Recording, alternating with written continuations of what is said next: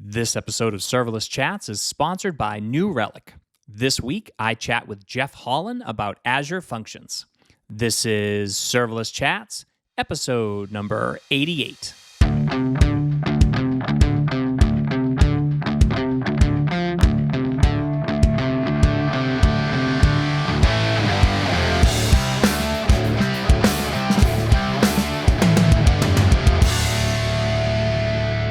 Hi, everyone. I'm Jeremy Daly, and this is Serverless Chats. Today, I'm joined by Jeff Hollan. Hey, Jeff, thanks for joining me.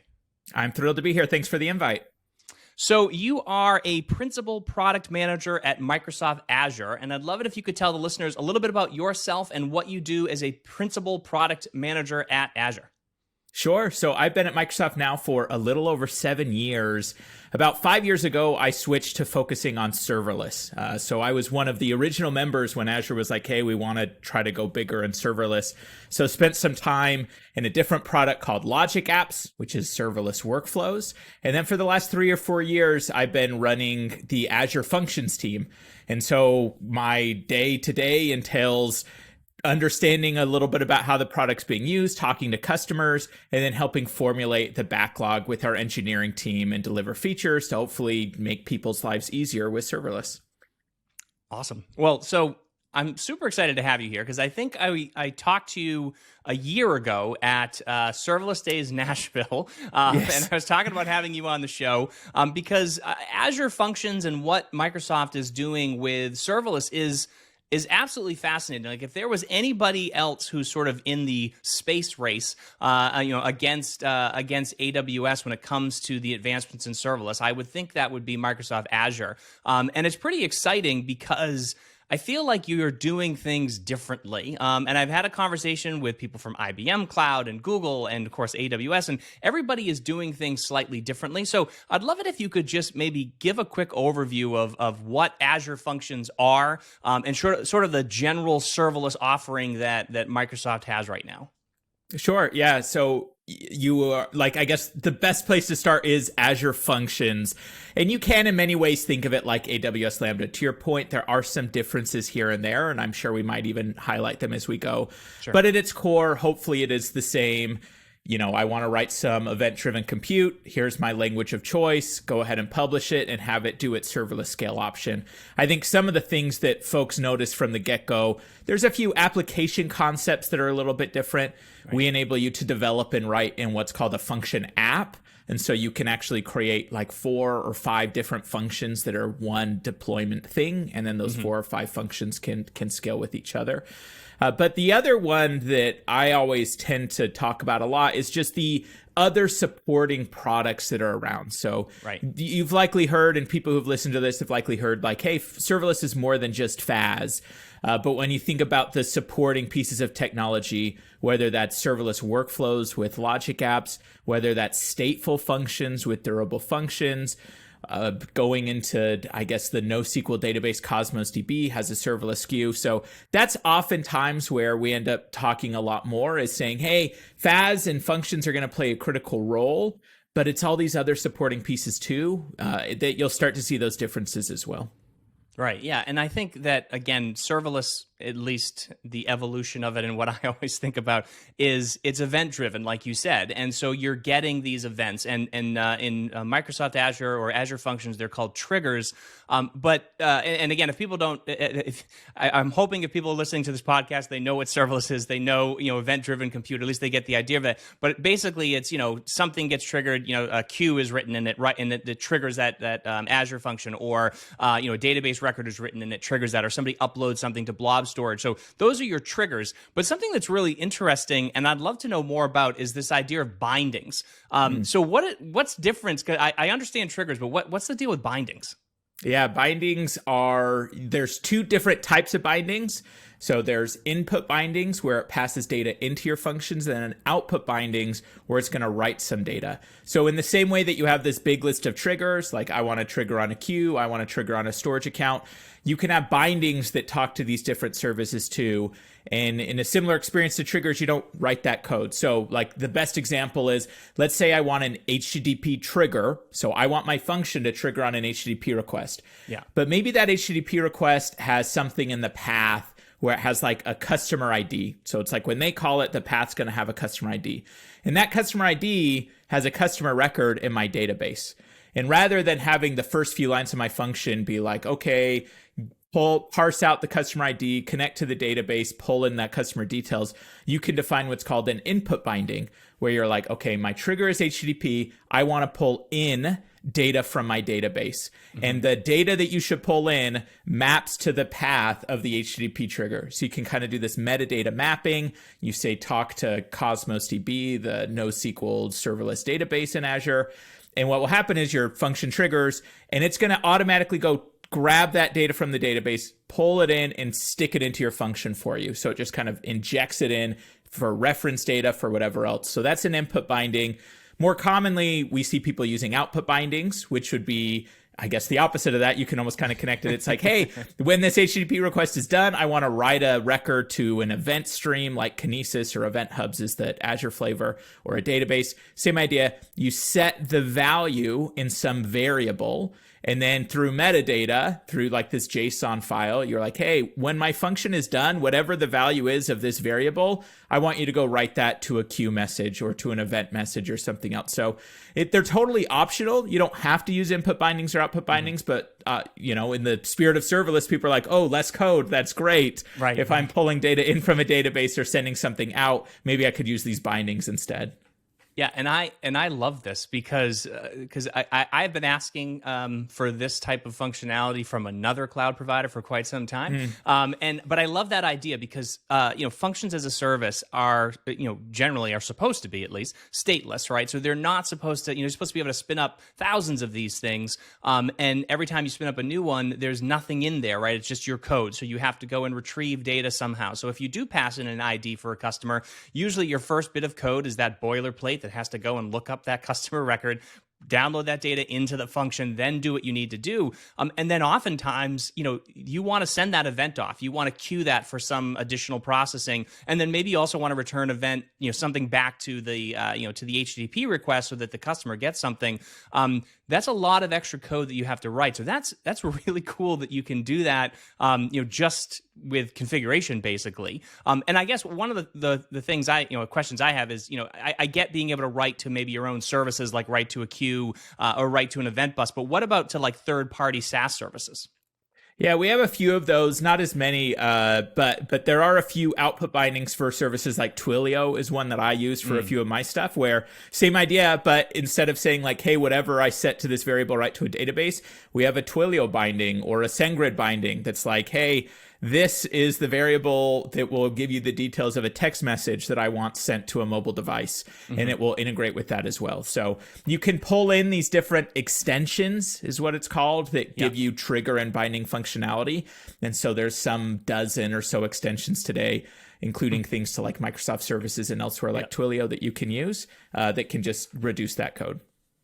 Oh, that's amazing. So another thing I notice about with serverless in general, especially with fast, and you said, fast is much, or serverless is much more than fast.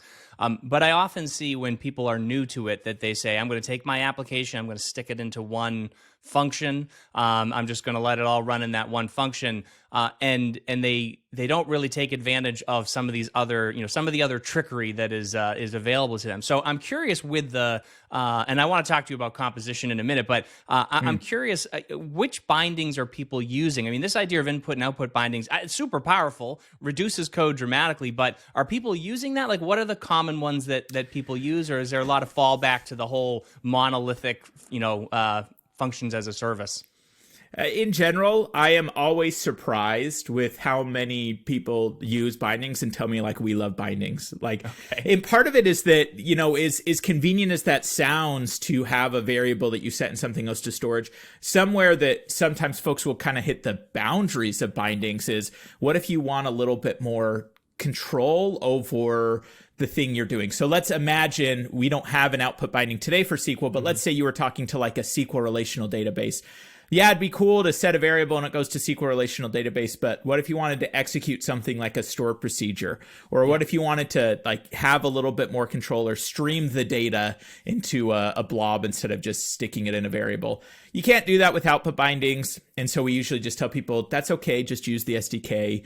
but people are like, oh, we love output binding. So the most popular ones are probably queues. Like queues are just such an important part of serverless when you're distributing things using that message broker. So I think queues takes the cake for us.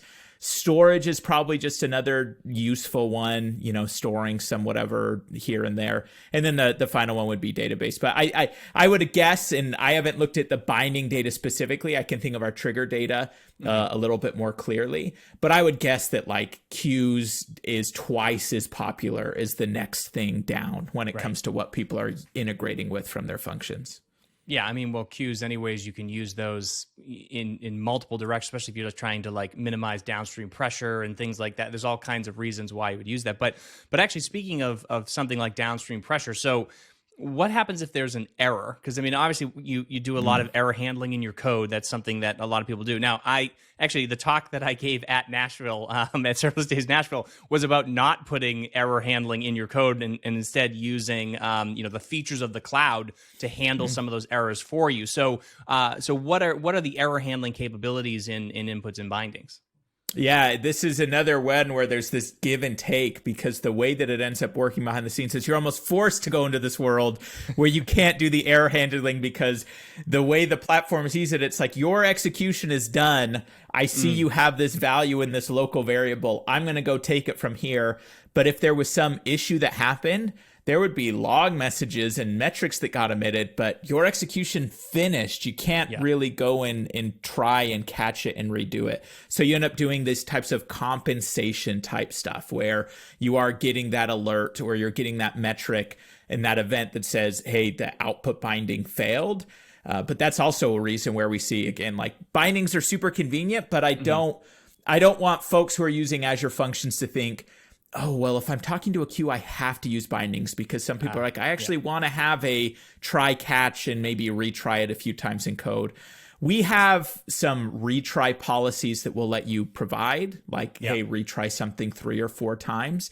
But for the most part, you end up being like, I've got to make sure I'm keeping an eye on those logs when I'm using something like output binding. So definitely a consideration where it's like, okay, maybe the convenience might not work for this scenario if I need a little bit more fine-grained control.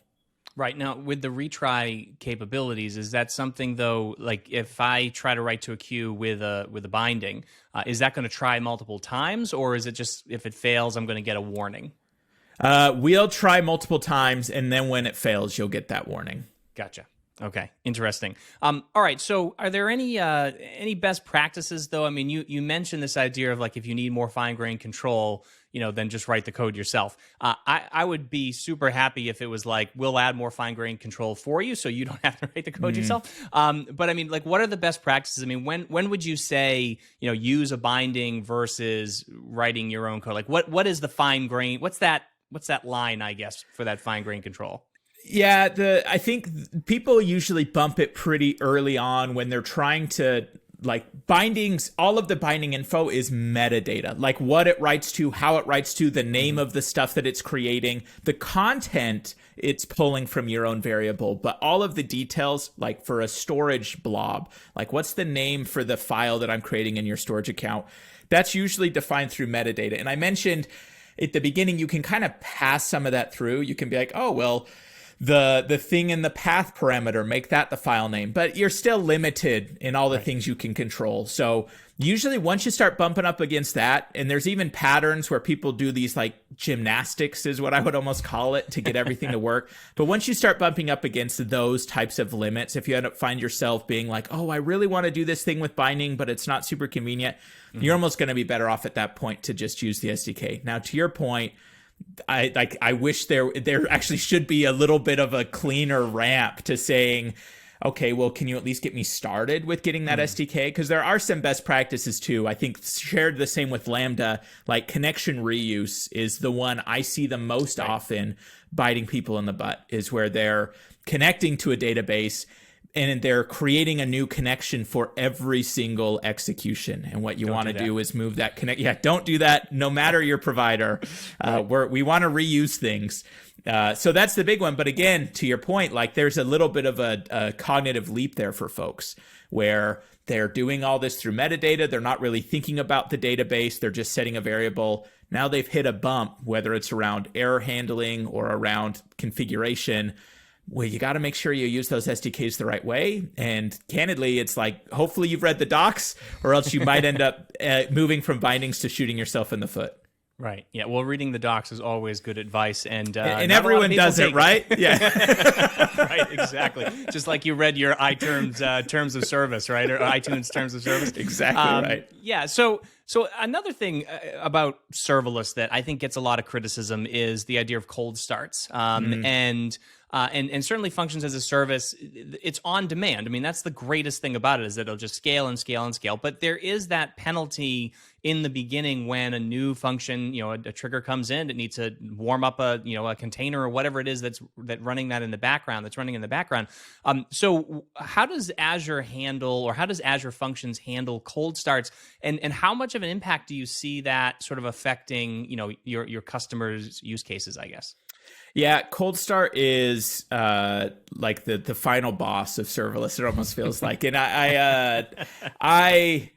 I really want to see better progress on cold start across the board. And this is like an area of incredible innovation too. Like if you look at some of the numbers of AWS Lambda, Google Cloud, and Azure Functions, it's pretty impressive what they can do, but it's still a challenge. And honestly, we're constantly working to get our numbers down.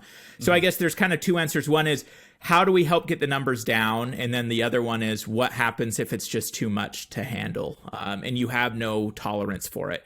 So we employ a few things. I think a lot of these are fairly similar, though I don't actually know how, Lambda or Google Cloud Functions run behind the scenes, or other providers who might be doing.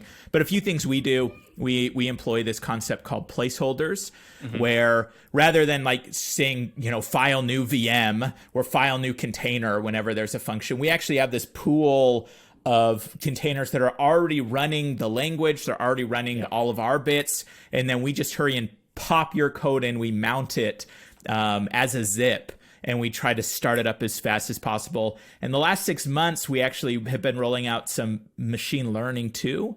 So we've got some folks in Microsoft Research who worked at looking at a bunch of historical data for functions. It's actually all open source. It's anonymized, but if you go to GitHub, you can actually see a bunch of Azure Functions anonymized data. Awesome. And they trained a bunch of models so that hopefully, Jeremy, if you were using Azure Functions and it's Monday at 8 a.m., that our model hopefully would get smart enough over time to say, oh, there's a 70% chance that at Monday at 8 a.m., Jeremy's about to hit this thing. We're actually just going to warm it up before he even executes it.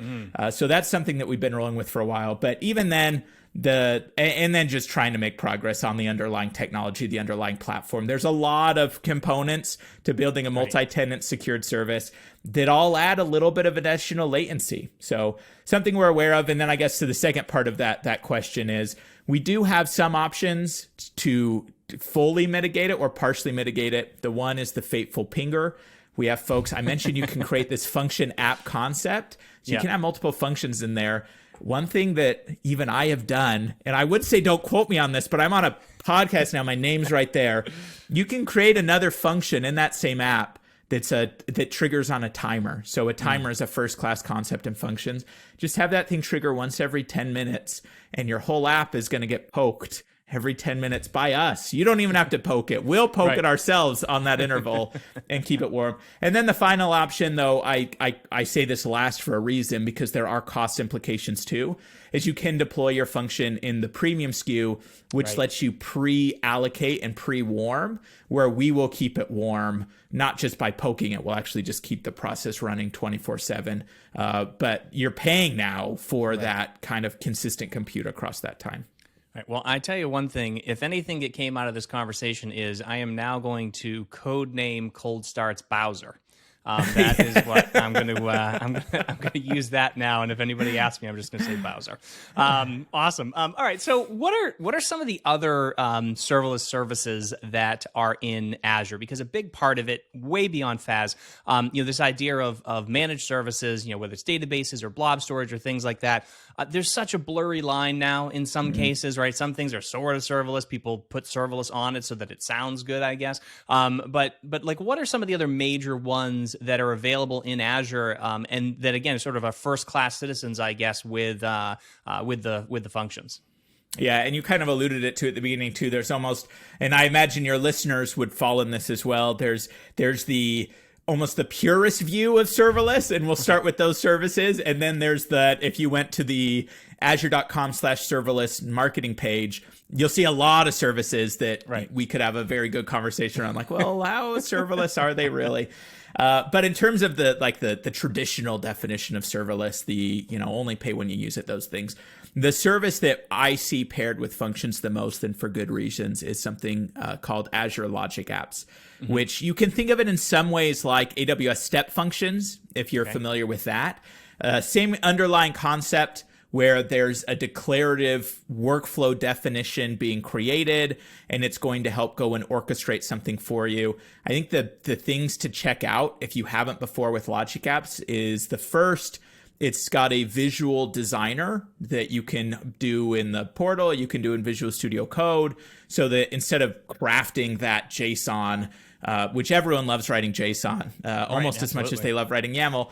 Instead of writing that JSON, you're just saying like, do this, add a parallel step here, do that and the other. But the other one that a lot of folks find use from is it's got all of these connectors. So there's like 300 plus. I think we might have just crossed 400 connectors, where, maybe I'm calling function, and then I want to drop some data in Salesforce, or I want to update a Google Sheet. Like, there are connectors for all of these different services that you pop in that workflow too. So Logic Apps is the one that there's a tight pairing with, especially when you want to integrate with other things or orchestrate stuff, that works out really nice. And what about like the Cosmos DB and things like that? And then you have Azure, I think it's just called Azure Blob Storage, right? Like, good naming there, because that's what it is. When I was learning the cloud, though, I was so confused when I'd be like, get a blob. And I was like, what is a blob? It's just a file. It's just some random bit of binary data. Or blob, I think, stands for something. I don't know. Yeah, it probably does. Yeah. I really do think it's an acronym, which I should know. So Cosmos DB, you can think of it, again, I know a lot of folks listening are familiar with AWS. So this is similar to DynamoDB. Obviously, there's going to be differences here and there, but there is a serverless SKU in that one, so that you pay for your read writes on demand, and you get some free tier. Azure Storage itself doesn't have a free tier. I would imagine similar to S3 is how you can kind of think of that. Though it's just so inexpensive that you're paying some fraction of a penny here and there. Another one too, if I'm so API management, similar to API Gateway, that's got a consumption serverless SKU, and then Azure Event Grid, which is similar to, is it Event Bridge? Is Event that the Bridge, AWS one? yes, not to be confused with Alibaba's Event Bridge, who also who has something that integrates with AWS Event Bridge, which is very confusing. But yes, so Event Grid is the Azure one. Yes, that's right. Event Grid that lets you do some pub sub stuff, and then it also pulls in events from other providers as well to trigger your serverless stuff. So those are kind of the core traditional. I guess SQL also has a serverless SKU as well. So if you just want a SQL database, there's a flavor that will go auto scale to 0, and you only pay per transaction. Awesome. And they all have they're all integrated with Azure Functions, right? There's all bindings and triggers and things like that. Yep, exactly. So hopefully it's not too hard to use them together and building a solution. Like, between all of those building blocks, you can put together some pretty impressive things that, if they're not being called, don't charge any money. Awesome. Cool. All right. So I want to move on to composition. So function composition, this is something that this is maybe whatever the level is before the final boss, because there are a lot of attempted solutions to this, and by function composition I mean sort of this idea of breaking individual functions into very discrete pieces of logic. So maybe I have one piece of logic that just calls an SDK or an API somewhere and downloads that data. Maybe I have one that just does some sort of encryption algorithm for me. Maybe I have one that pulls data from another data store or writes data to a queue or something like that. If I wasn't using bindings, so I might have all these different functions that do very specific pieces of business logic for me.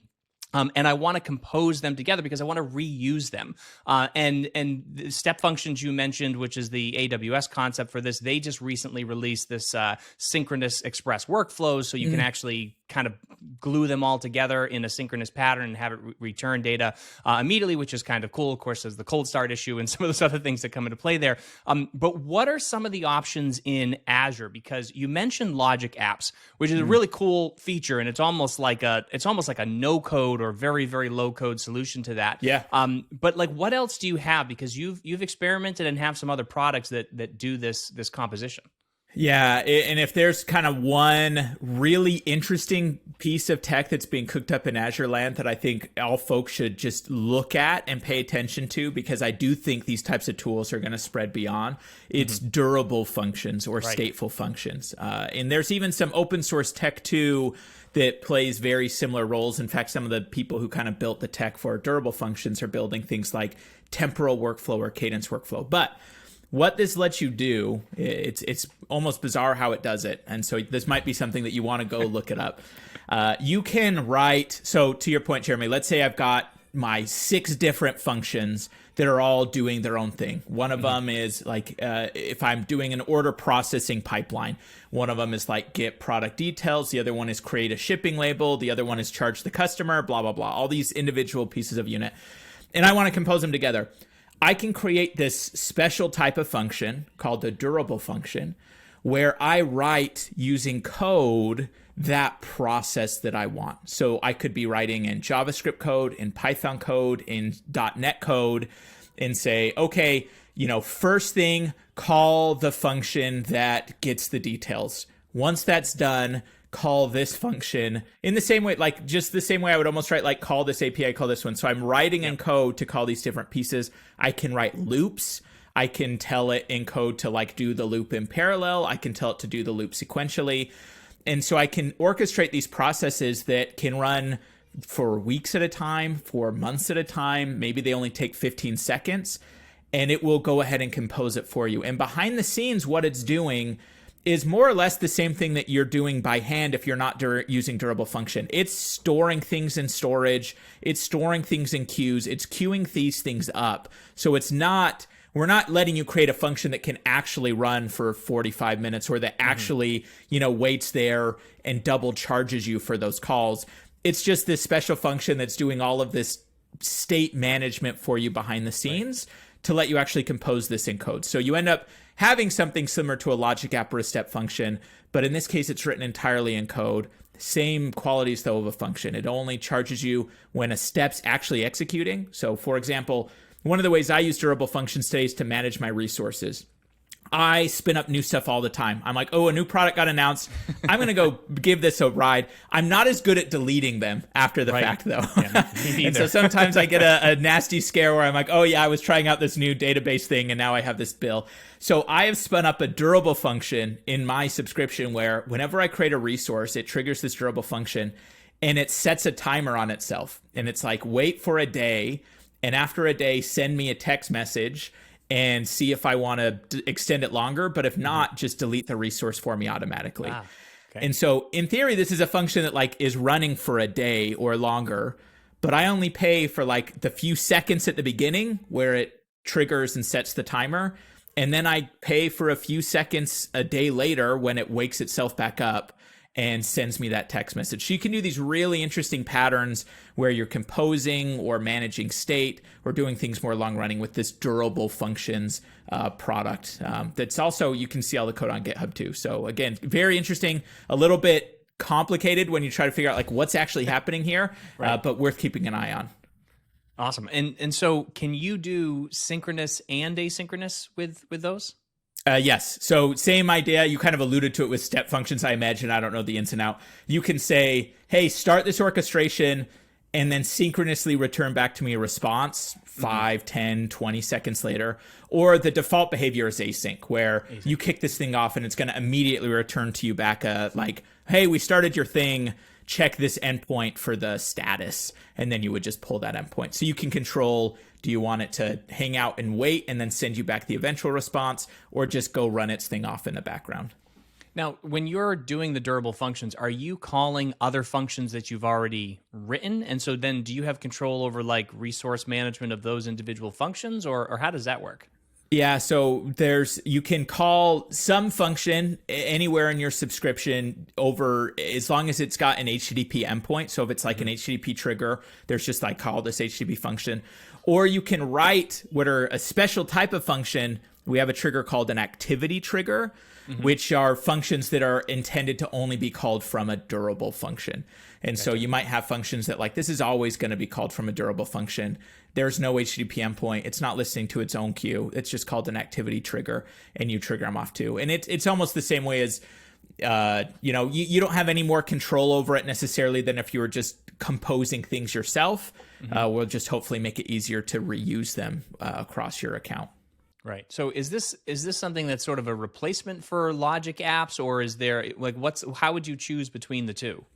The guidance that I give the most and that I see most people falling not for, I'm not trying to trick them. I really want people to be successful, but like falling into, it's personal preference. It really becomes there's almost, we joked about this when we were talking about this podcast. When you think about things of, in AWS land, writing CloudFormation templates or writing CDK stuff. Right. And there are strong opinions on both sides of like, hey, the eventual YAML is the best thing. And no, it's so much more convenient to express things in code. Right. It's a similar type of, it's like, do you want to describe your composability through code and through like JavaScript code, or do you really want to do it in some declarative workflowy state machine language thing? Whichever one of those you want, you can do very similar things across both. I meant like there's differences, like Logic Apps has all those connectors. So if you want to use one of those connectors, that might tip the scales to Logic Apps. But in general, it's the personal preference is what I end up telling folks to choose. Right. And are there limitations to this? Like if I use Logic Apps, would I run into some limitations maybe for latency or maybe what I can do, or same thing with durable functions? Or is it something also where like I'd be better off maybe if I only had like 2 or 3 steps, maybe just composing those all into a single function themselves rather than adding that extra latency from a durable function or Logic App? Yeah, there's a few here that pop to the top of mind. Logic Apps, the pricing is a little bit different in like dollar for dollar. I would think Logic Apps will be a little bit more expensive than durable functions. So if you're optimizing for price, the durable function one will be the one you want to go. In terms of scale, they're pretty related. The bottleneck that folks end up running into with durable functions, and this is probably deeper down the line, I imagine most folks who are listening to this are just getting introduced to it. But I mentioned behind the scenes, it's storing a bunch of state and pulling state for you. Yeah.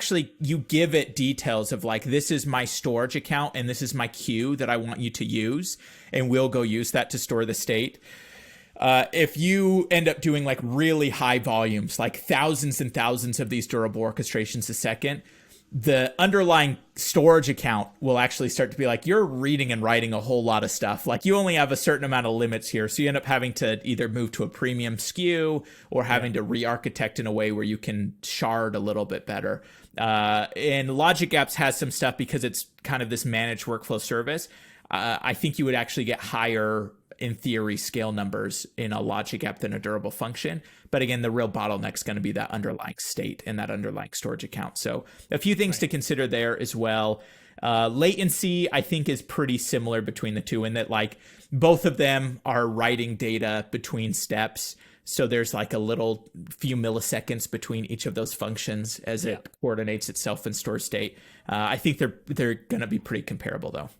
Right. And I was going to actually ask you about the billing for that, because I know some of the other services will charge you, in some of the other clouds will charge you like every step you take, you get charged there. Then you get charged for the execution of the function or whatever the service is that it's executing. So how does the billing compare? I mean, you said that Logic Apps are maybe a little bit more expensive. That might be because they bill per step, whereas durable functions just bill execution time. Yep, exactly. Logic Apps is a per action charge. So every step is a charge. Durable Functions is charging you for the gigabit seconds that you use when a process is actually happening. So the thing to note here is that like the durable function is just in charge of coordinating what step do I do next. So during that period of time where it's deciding what's the next step I do, you're paying for the gigabit seconds. When another step is actually running, or if you've added something like a delay, there's no gigabit seconds running at all. So it's a little bit closer to like serverless price, or I guess Azure Functions pricing or AWS Lambda pricing. And then the only other thing is that underlying storage account, that queue or that blob store that you've connected to it that it's using to store and retrieve state. Yeah. There's going to be some cost associated with that as well. Right. And what's the billing increment? Is it still 100 milliseconds? It is, so yeah, it's the minimum of 100, and then above that it's milliseconds. So it's like the lowest that you'll pay for an execution is 100 milliseconds. If it only lasted 50 milliseconds, you'd be charged 100. But everything on top of the 100 is by milliseconds. So you might be charged like 104 milliseconds, but you would never be charged for 79 milliseconds. Awesome. Cool. Hey everyone, I want to take a minute to thank our sponsor, New Relic, and tell you about New Relic Explorer, the latest addition to full-stack observability on the New Relic One platform. Now, some people need dozens of tools to visualize their stack, but with New Relic Explorer, that definitely won't be you. You can see your entire system in one place. Now, this thing is awesome. You can view system-wide health with this really cool dense hex view, then filter it by host, service, app, or any other tag to track down issues and focus your attention. You can also get an estate-wide view of sudden changes so you can see anomalies as they happen and catch them before they impact your customers. And the best part, it's all included with full stack observability, so one user gets you access to all of these features and everything else you love about New Relic. To check out full stack observability like you've never seen before, head over to newrelic.com, sign up for free, and start exploring your system today. All right, so let's move on to the operational aspect of this, because that's another thing I think that hangs people up, just when they're getting started with serverless, is they're like, wait a minute, where do I FTP my code to, or where do I put my container? You know what I mean? Like it's a different mindset, I think, when it comes to writing and packaging serverless applications. So you have a bunch of really cool tools. I mean, I think the biggest thing you've got going for you is you created VS Code, right? So it's one of the most... Not me personally, but yes, folks I work closely with. Yeah, right. So I mean, you own a majority of the ecosystem in a sense in terms of the IDEs that are out there. And I love VS Code, and I honestly fought it for a couple of years because I was a Sublime. I just used to use Sublime, and it was like... I don't know. And then I switched from Sublime to Atom, and then I was using Atom, and I was like, Atom is great, and then next thing you know, people are like, oh, VS Code. I finally used it. I'm like, why did I ever use anything else? So tell your colleagues they're great job on that, because I do enjoy VS Code. But you've built in a bunch of things into VS Code, and of course there's extensions, and other people have done this too. I mean, AWS has some extensions as well. Yep. But just how easy is it to write a serverless application in Azure now? Yeah, this is one area where I feel similar to Durable Functions. Like, this is actually a pretty slick story, comparatively speaking. We care a lot about things like Visual Studio Code and Visual Studio for our friends in .NET land. Obviously, we want to make sure we support whether you're using PyCharm or Sublime or whatever else, but that's where we're focusing a lot of our optimal experiences on. So to your point, like, there's extensions for pretty much every cloud provider in VS Code now, which is one of the reasons it's been a runaway success is whether you're developing on Lambda or you're developing on Azure Functions, VS Code can still find value. That said, though, for the getting started experience, so yeah, you pop in the Azure Functions extension. It's going to help you create that first project with a set of templates. But the thing here that folks might notice when they're coming from other providers is that once I get that first thing set up, I have my project, you push F5 and you'll see a bunch of crazy stuff happening in the console where the functions runtime will spin up on your machine and give you this really light debugging experience. And I don't mean light in that it's a subset of the features. I mean light in that there's just like a little CLI tool that powers this debug experience. You're not dealing with Docker containers. There's also no emulation involved here. So one of the things with Azure Functions is our runtime, the thing that actually like triggers your code, that runs all those triggers and bindings. It's open source on GitHub. It's cross-platform. It runs on every OS. It can run in a container. And so that local debug experience is actually powered by the same runtime that we're using in the service to trigger your code. And so it's like whatever, a couple megabytes, it installs through the VS Code extension.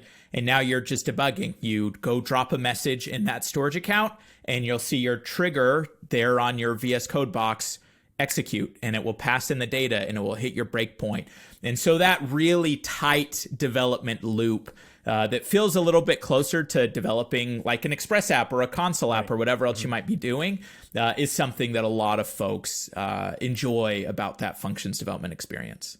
Right. And then right from there, you can just publish it, right? Yep. Into production. So, publish it or stick it in a container and publish it, pop it up there, and then we'll just run the same code in the cloud for you and do the serverless stuff. So what about sort of the CICD process for that? Because one of the things, I think you and I have talked about this before, infrastructure as code for Azure. There is a solution for that, but when you're building a serverless function, you would use a different way to do that? So yeah, you could like the infrastructure as code. Like the final step, the last thing is Azure Resource Manager or ARM, which you can think of it like CloudFormation. It's pretty, and I don't know how unique this is to Azure or not. It's pretty not pleasant to look at. Well, Azure is not alone because other infrastructure as code management systems are just the same, right? So most of the tooling, in fact, all the tooling will generate those things for you, and then you can use them to help deploy your systems for CI/CD. Still something good to know about and realize that's there. Though often folks are either using like our own tooling in VS Code or things like Serverless Framework so that you can do this with Serverless Framework and have a different abstraction. In terms of CI/CD, though, one of the ways that I've started to do this recently, and I know it's not fully in the like deploying the function and everything too, but at least in the CI/CD process, there's this new experience we just released a few weeks ago where let's say I go through that local experience and instead of publishing to Azure, I check it into Git or GitHub specifically. So I just check my code into GitHub, either a private or a public repo. I can then just go party over into the Azure portal and say, hey, go to this GitHub repo. This is actually the source that I want for my function, and go connect it to a function that I actually want running in dev or prod or whatever else. And it will go and create GitHub actions for you, set up a CI/CD pipeline. And so that now rather than manually doing the publish or the build or the test steps, I just check code and open a pull request and merge it into the main branch. And it's going to actually go and build and deploy and publish my function app using GitHub Actions. But you didn't have to go figure out how to how do I create a CI/CD pipeline in GitHub Actions? We'll just go wire one up for you that's got all those best practices baked in. So ARM template, something to be aware of. Be aware of third-party services like Serverless Framework that can make your life easier, or Terraform. And then finally, things like GitHub Actions we see a lot of people moving towards now as well. Right. Yeah. And I know the serverless framework worked very closely with a team from Azure to build in a lot of that functionality. So that's definitely a cool way to do it. And also another smart strategic move from Microsoft probably was buying GitHub. There's a lot of tooling that can be done with GitHub Actions, which are really cool. And actually I've been meaning to dive into those more, but no, that's awesome. So, all right. So then in terms of the hosting options, you had mentioned earlier sort of that, I guess, the professional level or the professional tier there. So what are the hosting options? Because I know you have the on-demand, but then you mentioned the professional tier. Like what does that mean, and what are some of the other options? And I'm realizing now we should have called it the professional tier. We should have like Azure Functions Home and Azure Functions premium? Professional. It's premium, yes. But professional sounds so much better. No, I was like, oh yeah, Microsoft, we love having professional SKUs. Like we really should have done that. Yeah, you're right. So the SKU that the majority of our users are on, and for good reason, that most folks who go build functions, is what's called consumption or consumption/serverless. Yeah. And then, yes, the next click up is this premium tier, which, as the name would entail, comes with a few premium features, including no cold start, functions that can execute indefinitely. There's no kind of cap limit on how long they can execute. You get some bigger, beefier hardware. But it also costs more because it's a premium offering. So that's why a lot of folks choose that consumption one. There's a few other kind of nuanced hosting options, which I'll just mention. Happy to go into them. One is that there's another service in Azure called App Service Web Apps or Web Apps, which has been around for a long time. It's for hosting websites, similar to like Elastic Beanstalk in AWS or App Engine in Google Cloud. We actually have a hosting option where we've got a lot of folks who are using functions alongside their websites to do like background processing.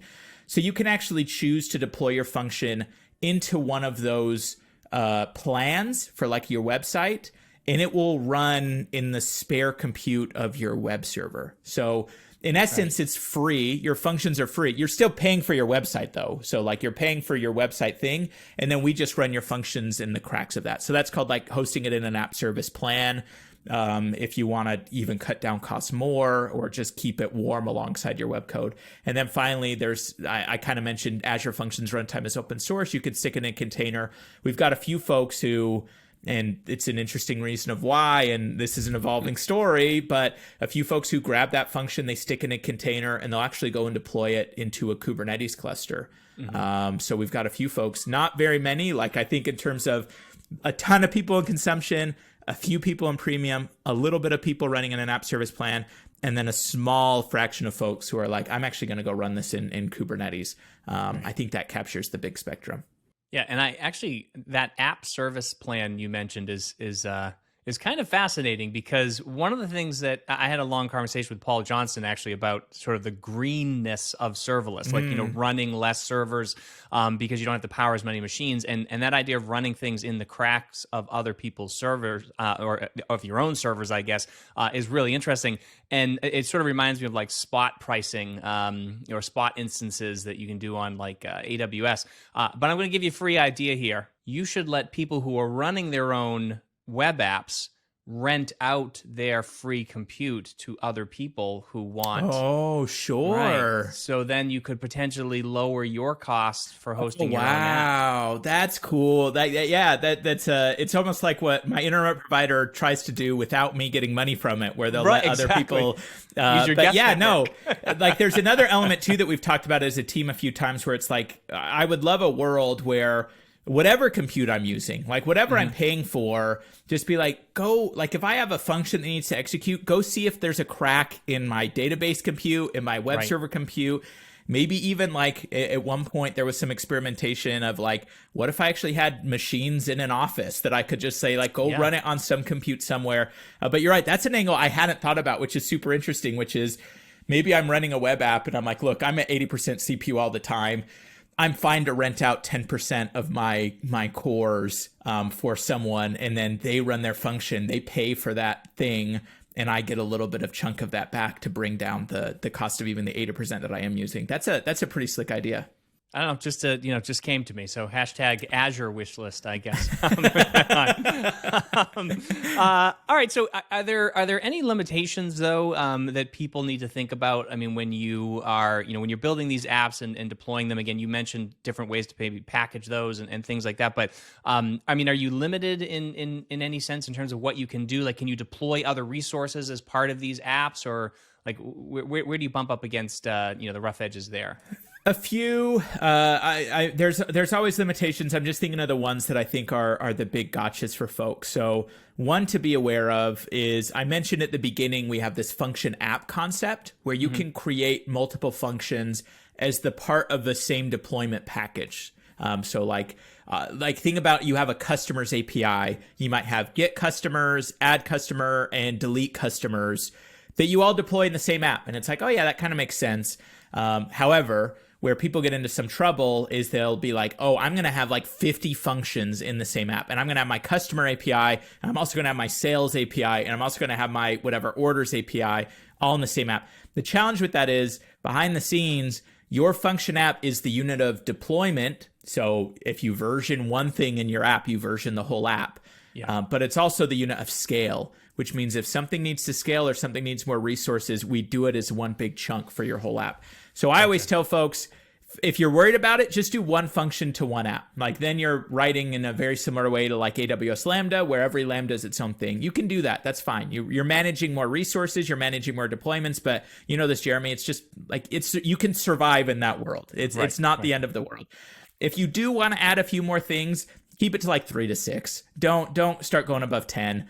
It just becomes a little bit unwieldy, and you'll start to see things scale a little bit more slowly, or I guess in general, because they're scaling in these big blocks, bigger deployment package, all those things. The run duration is another one, especially if you're in that consumption tier. 10 minutes is the max for a function, unless you're in that premium tier. So be aware of that limitation. I'm trying, just other, if you're interested in scenarios, I think a lot of these span serverless providers, but things like machine learning, where you're trying to do really heavy computation, especially like one execution, you want to do like multi-threading, a lot of stuff. You're not going to have a whole lot of success. We don't give you heavy compute power per execution. Really, the thing with serverless is we want to scale you out to as many instances as we can. And so unless you can break it into thousands of executions, don't try to do heavy compute in one execution, even if you're on the premium tier even. I just don't think not that that's a bad pattern in general. I don't know enough about machine learning to tell you if that's a anti-pattern or not, but you might want to go look at some other options to find a product that's going to give you a better experience if those are the types of workloads you're trying to run. That's a few that come up. I'm sure there's probably more. Yeah, no, and I like the idea too of fine-grained control over sort of each component of my application, right? So I want to be able to scale this more than I want to be able to scale something else. Or I want to be able to control my memory and some of those other things. So that makes a lot of sense about sort of breaking them up. Also, this idea of, I guess, from a deployment standpoint, things like canary deployments or just like moving things through stages and stuff like that. I know there's something called deployment slots, I think they're called. What are those all about? Yep. So every function you can create at least one slot for if you want. It's most valuable for HTTP traffic. And the way that it would work is, like, imagine that your function is scaled out across whatever, hundreds of cores. It's got an HTTP endpoint directly. You don't have to use API management or API gateway with functions. We also just expose an HTTP endpoint as part of the function. So let's say you're getting all these HTTP requests that are hitting this thing and it's scaled out. You want to version it, as you mentioned. You could deploy to the slot.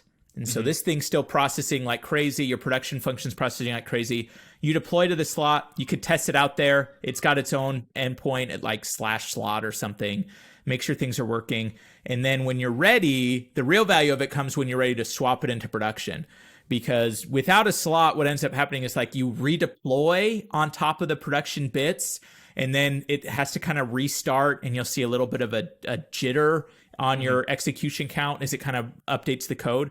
A slot, we just gradually start to route all of your incoming traffic to the slot. And so there's this graceful handoff where, first it's 10% of your traffic, then it's 20%. We'll just automatically do that balancing for you until eventually your slot becomes the thing in production, and the thing that was in production is now in your slot.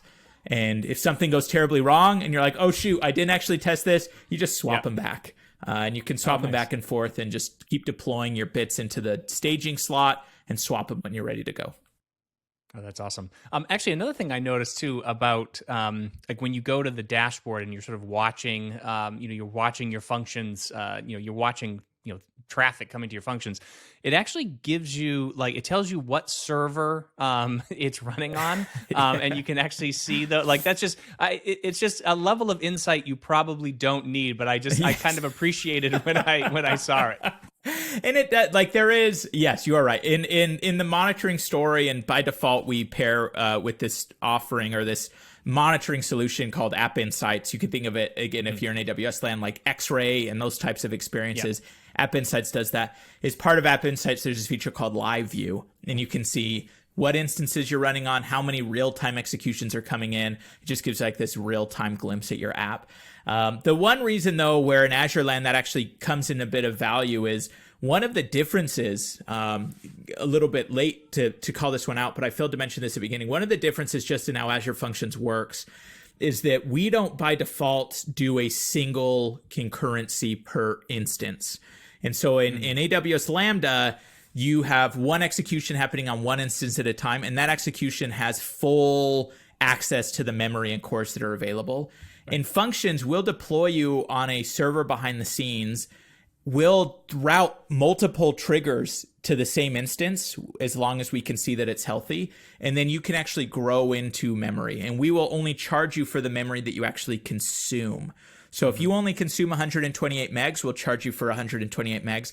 If you have a few more executions and your function app gets more complicated and you start consuming 512, we'll charge you for 512.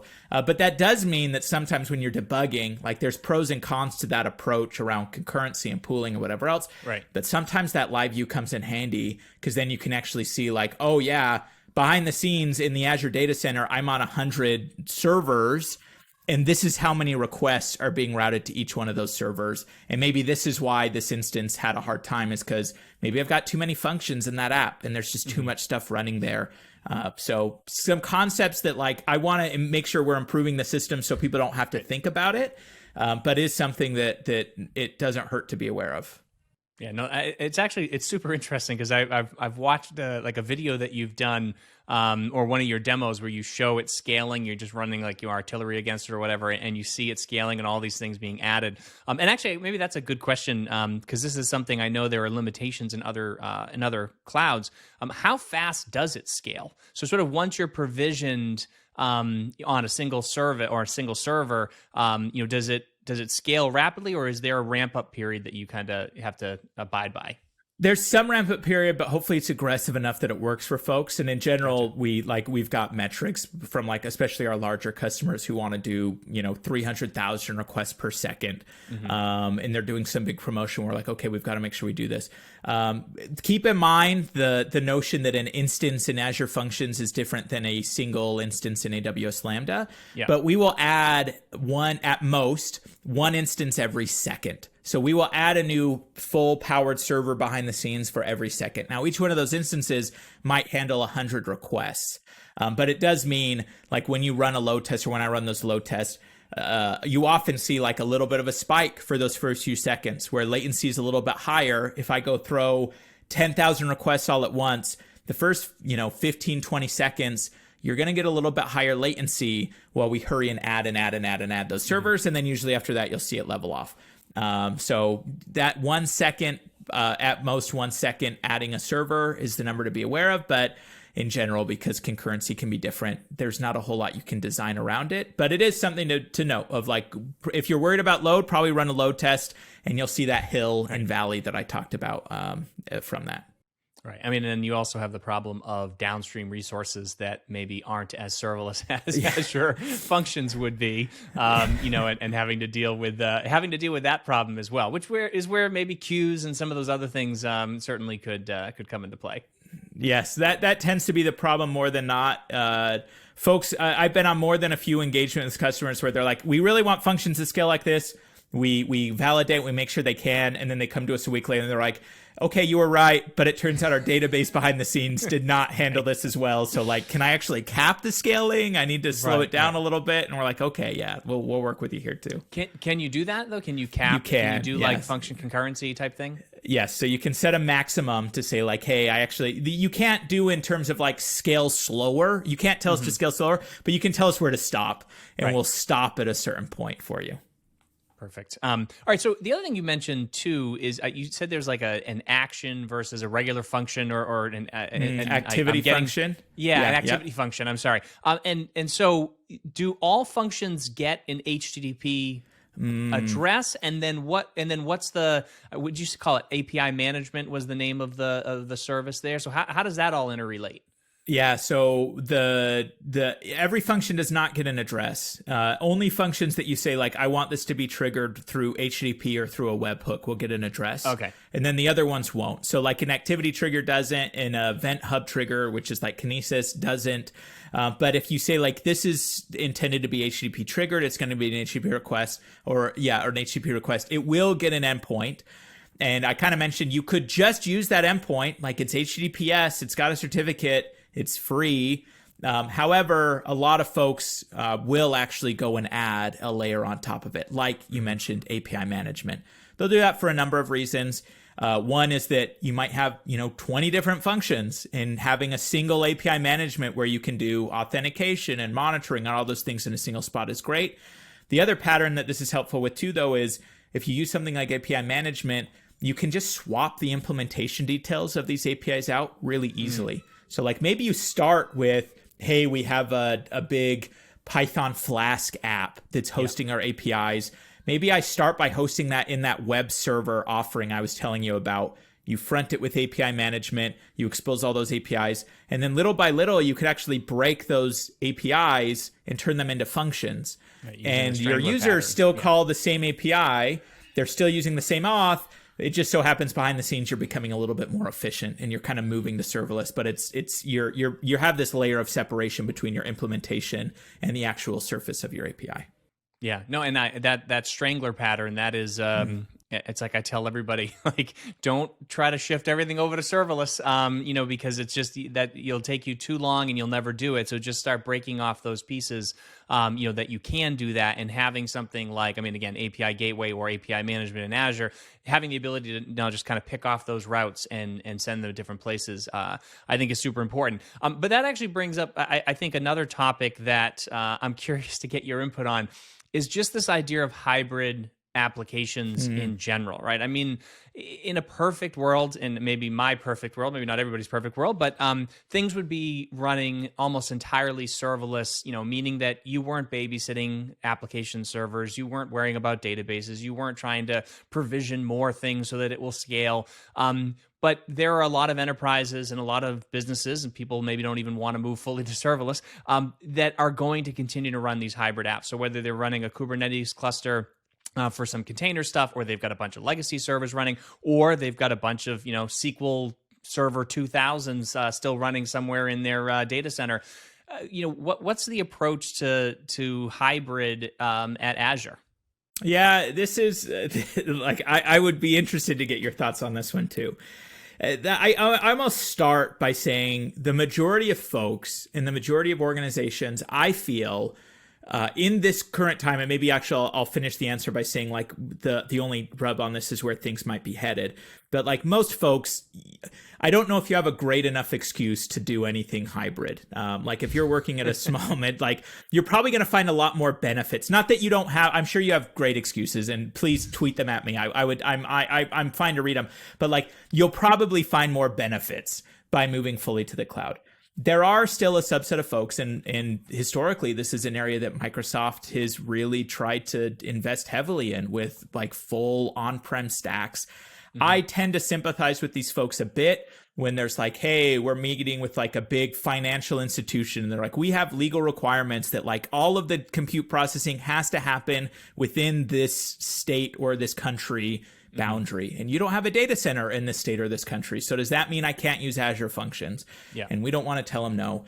So there's the world where hybrid does still have merit, and even folks who have huge footprints with hybrid data centers that are almost to the strangler pattern. It's the other way. It's like they can't just like shut those off all at once. And so that is where we are investing in tools to help make that easier. There's a few different things like Azure called Azure Arc that lets you kind of manage resources that are on-prem through the cloud. Azure Functions plays a role in that too. I kind of mentioned you can take functions and you can run them anywhere on-prem or in the cloud. So there's worlds where it happens. And if you're in a world where you're like, I really want to use functions, like all these things sound great. I like the programming model. I like how things become very purpose-built, but I might not be running in the fully managed service. Is there still value for me in functions if I'm not getting function pricing?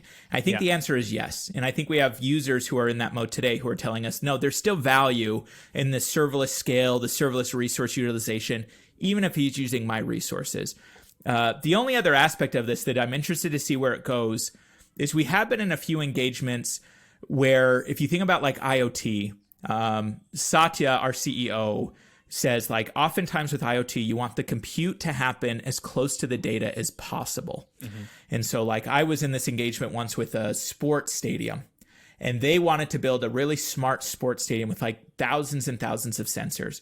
And they wanted to be able to process like millions of events every second in the stadium. And to them, they're like, look, does it make sense for us to send all of these millions of events to the data center, pay for ingress and egress, have the processing happen there, and then send the data back, adding potential latency and cost? Or does it make sense for us to actually have those functions running in the cracks of all of the compute that we already have in the stadium? And that is where there's a world where IoT might start to shift this as well, where maybe it will make sense in some of these worlds to have that function running closer to the actual data that it's processing. So it's early days in that. Like you could go look at a tutorial of how to run an Azure function on an IoT device right now, but it's still super early. And I don't know where that's going to go.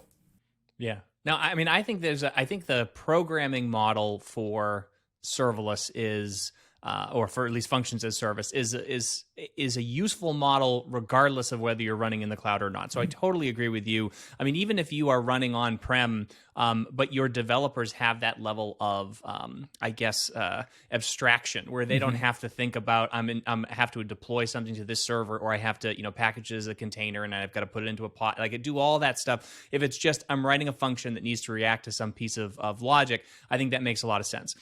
In terms of like I think your stadium example is another great example, which is also probably why compute at the edge, is another thing that makes a lot of sense. Like maybe you don't need to be sending all that data back to, Northern Virginia or Oregon or something like that, but you can instead just send it, to your, the local cell phone tower that can do some processing, right? And then make a decision in terms of what data has to be synced back to, some home run or some other data center or something like that. So, yeah, I agree with you there. I think that that is interesting, but I certainly would be against, just maybe from a conservation standpoint, setting up servers in your own data center just to run functions. Like I love that idea of running them in the cracks. That just seems to be a smarter move, I think. Yep. And I hope folks don't hear like those kind of scenarios and use them as an excuse to maybe be honest with yourself. Like look at those things. I'm not going to tell you everything belongs in the cloud, but by and large, to your point around efficiency, cost, even environmentalism, there are benefits of these economies of scale as well. Yeah. I mean, and again, unless you are a massive sports stadium or a huge international bank, you probably can put your stuff in the cloud, and it's going to save you a lot of money. It's going to save you a lot of headache. I managed a data center for a while, many years ago, and it was, no, thank you. I would never want to do that again. So, all right. So let me ask you this, because we're running out of time here, but I'd love to just get your thoughts. You've been, on the serverless train very, very early, and I'm just curious, like, where are we going with this? I ask a lot of my guests this question, like, what's next for serverless, or sort of, what's the future of serverless? Where is serverless in 5 years? You can answer any one of those questions, but I'd love to get your thoughts on where this train is going. The branching from our last talk, the first thing that I feel more confident about moving forward, which was an open question that I've had for a few years, is that the value of functions in an application development pattern, regardless of necessarily cloud provider, just the value of that concept of event-driven compute, highly abstracted, highly productive, I think is going to become more mainstream than it is. Like I still cringe a little bit whenever serverless trends in some Hacker News posts, and I open the comments knowing that like there's going to be a lot of people who are skeptical, and they're like, oh no, this is like the biggest vendor lock-in scam you've ever seen. Haters going to hate. Haters going to hate. And I think that the value of that model will just grow. And even just like the whole notion of this is a useful pattern, in the same way you think about things like microservices or service-oriented architecture, where it's like, oh yeah, this pattern has a lot of value. I think that functions being an essential part of that application, not the whole application, but an essential part, is a big thing. I expect that we're going to continue to see over the next few years a lot of innovation around state.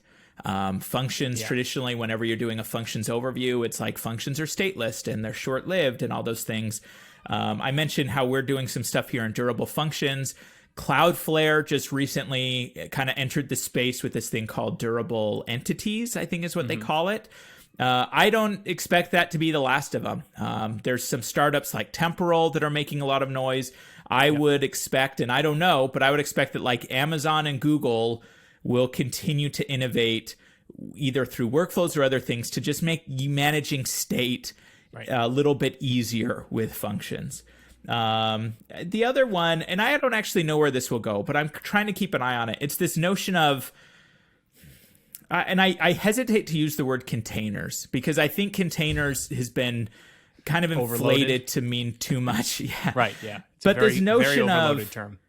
Could I take an existing application and make no changes to have it conform to the runtime APIs of Azure Functions or AWS Lambda? Can I take an application that's written however I want and have it run in a serverless way? So something similar to like what Google Cloud Run offers. And again, I don't think it necessarily has to be married to containers. I don't think containers is the only way to make that happen, but just making things a little bit more flexible, making it so that, and I don't know, like we talked too about like there's value in you breaking things into functional pieces. So it's this balance of like hosting a monolith as a function is not where I want things to go, but somewhere in that, I just think we're going to continue to evolve of, I don't know, maybe there's, I don't know. I'm thinking out loud with you here, but I think there's stuff in that space of flexibility for your deployment, while still getting many of the benefits of serverless. Yeah. No, I fully agree with that. I think the biggest change to serverless is the paradigm shift for how you build apps, and that's just something that there's so much momentum for building, even apps and just using containers. And again, a super overloaded term, but I mean, just using, Kubernetes or any sort of, Docker container type thing, and building apps that way, that seems to be, has a lot of gravity right now. And so getting people to shift to the single purpose function, is probably not an easy thing to do. But yeah, that's an interesting thought. I've thought very much so in that direction as well. Like, how do you just say to people, like, let me take your existing app and I'll make it serverless for you without having to sort of change the programming model that you're used to.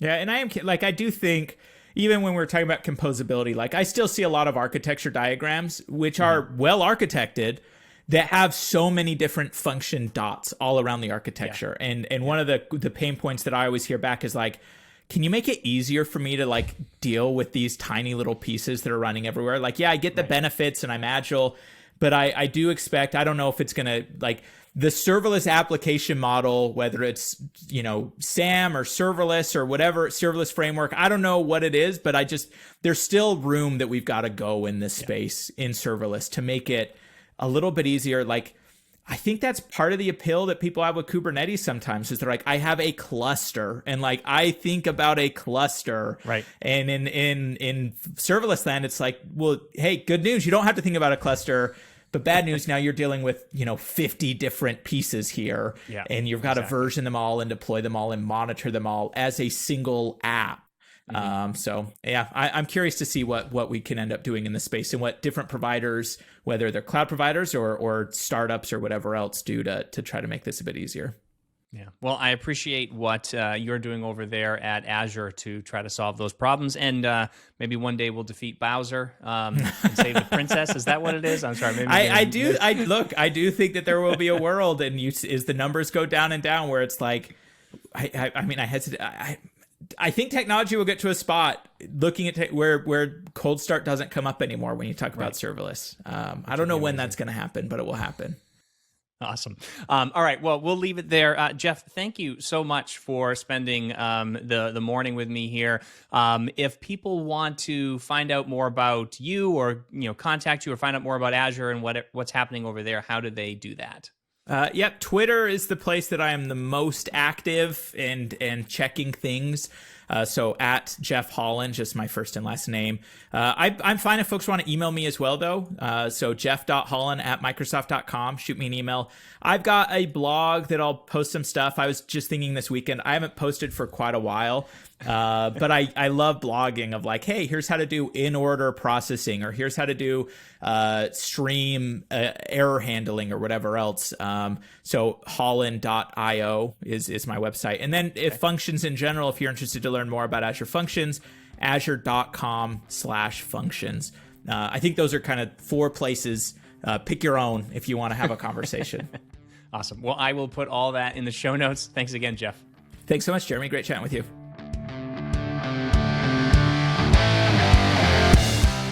And that's this week's Serverless Chat. I want to give a huge thank you to Jeff Hollan for being my guest this week, and to our sponsor, New Relic. If you want to check out the show notes and a full transcript of this episode, you can find them at serverlesschats.com/88. For more Serverless Chats, subscribe, sign up to be an insider, check us out on YouTube, and follow us on Twitter, Facebook, and Instagram. You can connect with me on Twitter at Jeremy_Daily. And if you want to keep up to date on everything serverless, make sure you subscribe to the Off by None newsletter at offbynone.io. Thank you so much for joining me, and I look forward to chatting with all of you again next week.